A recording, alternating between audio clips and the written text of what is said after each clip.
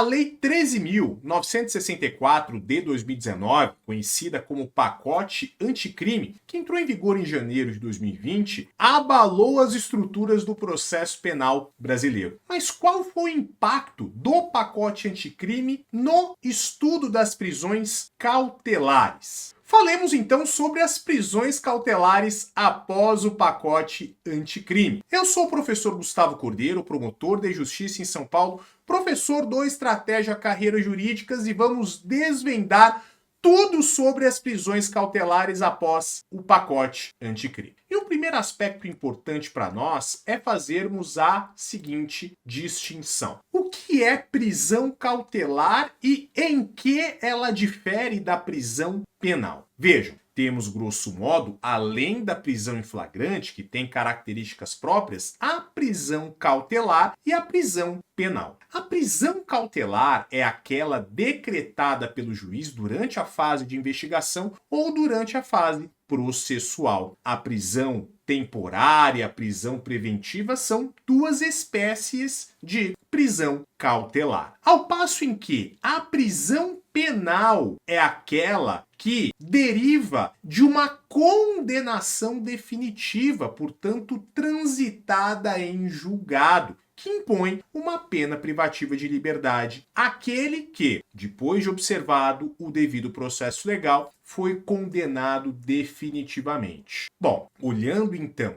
para o regime das prisões no processo penal, nós temos aquilo que está previsto no artigo 283 do CPP. Ninguém poderá ser preso senão em flagrante delito ou por ordem escrita e fundamentada da autoridade judiciária competente, em decorrência de prisão cautelar ou em virtude de uma condenação criminal transitada em julgado. Portanto, o artigo 283 do CPP deixa claro, nós só podemos ter três espécies de prisão no processo penal. Prisão em flagrante, prisão cautelar, ou seja, prisão temporária, prisão preventiva, e a prisão que decorre de trânsito em julgado de uma sentença penal condenatória. Gustavo, mas e a chamada execução provisória da pena, que ora era admitida, ora não era admitida pelo Supremo Tribunal Federal? Essa questão foi definida nas ações declaratórias de constitucionalidade número 43, 44 e 54. Em novembro de 2019, o Supremo Tribunal Federal julgou essas ADCs considerando que não é possível a execução provisória da pena, quando julgou esses casos em controle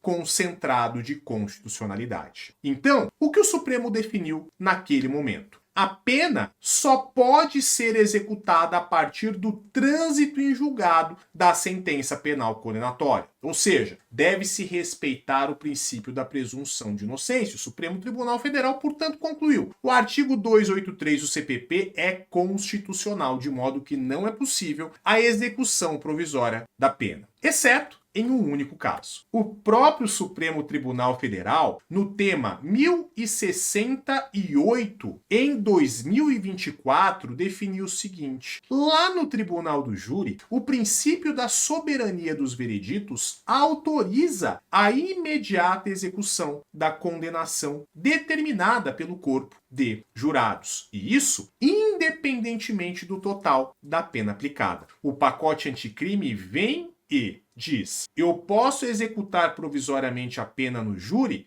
quando eu tiver uma condenação a 15 anos de reclusão ou mais. Mas o tema 1068 do STF diz: não importa a pena. Todas as condenações do júri terão execução imediata, ou seja, o réu será preso logo após a leitura da sentença, lá na sessão de julgamento do plenário do júri. Então, quando falamos em execução provisória da pena no tribunal do júri, ela é possível. Tema 1068 do STF, pouco importando qual seja a pena imposta. Agora, nos processos de competência do juiz singular, não será possível a execução provisória da pena, ADC 43, 44 e 54, do Supremo Tribunal Federal. Outro aspecto importante que envolve as alterações do pacote anticrime no regime da prisão cautelar são quais são as consequências do descumprimento de uma medida cautelar pessoal imposta pelo juiz. Evidentemente, quando falamos em medidas cautelares pessoais, estamos falando em primeiro lugar naquelas que têm uma menor intensidade, como por exemplo, o monitoramento eletrônico, também o recolhimento domiciliar noturno, a proibição de determinados comportamentos, enfim, determinadas medidas cautelares que têm o poder de limitar a liberdade de locomoção do agente, mas não a restringe por completo.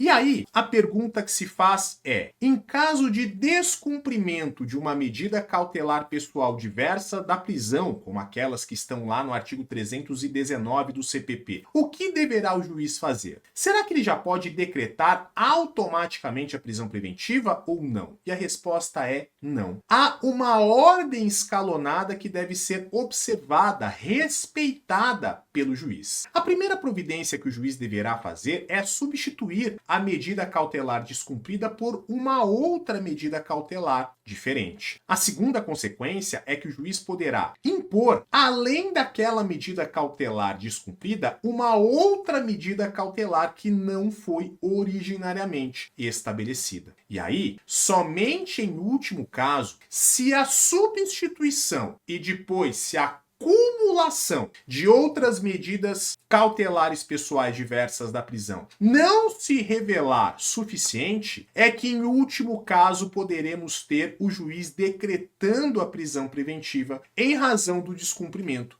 de uma medida cautelar anteriormente imposta. Outro aspecto importante quando falamos sobre legitimidade para a prisão cautelar é que, a partir do pacote anticrime, passou a ser proibido que o juiz decrete uma prisão cautelar de ofício, seja na fase de investigação, seja na fase processual. Portanto, a pergunta é: quem pode requerer ou representar ao juiz por uma prisão cautelar? Resposta: em primeiro lugar, a autoridade policial. Em segundo lugar, o Ministério Público. Também o querelante na ação penal privada. O assistente do Ministério Público. Mas e o juiz? Não. De forma muito clara, o Superior Tribunal de Justiça editou a súmula 676 do STJ dizendo: em razão da Lei 13.964 de 2019, ou seja, em razão do pacote anticrime, não é mais possível que o juiz de ofício decrete ou converta uma prisão em flagrante em prisão preventiva. Gustavo, mas sempre foi assim? Não. É importante nós entendermos como historicamente isso foi realizado. Até 2011, seja na fase de investigação, seja na fase processual, o juiz poderia decretar prisões preventivas de ofício. Agora, a partir de 2011, com a vigência da Lei 12.403 de 2011, até 2019 tivemos uma disciplina diferente. Na fase de investigação, o juiz não mais podia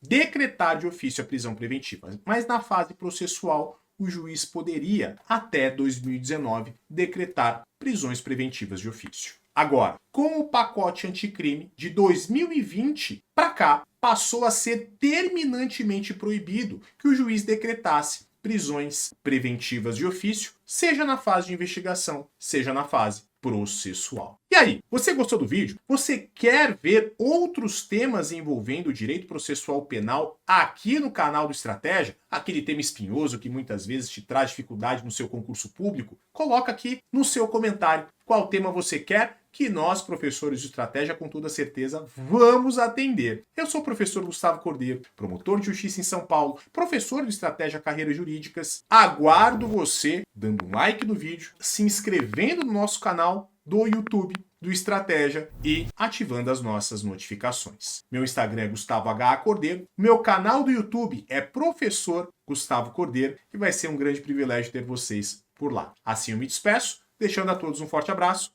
Fiquem com Deus e ad sumos. Tchau, tchau.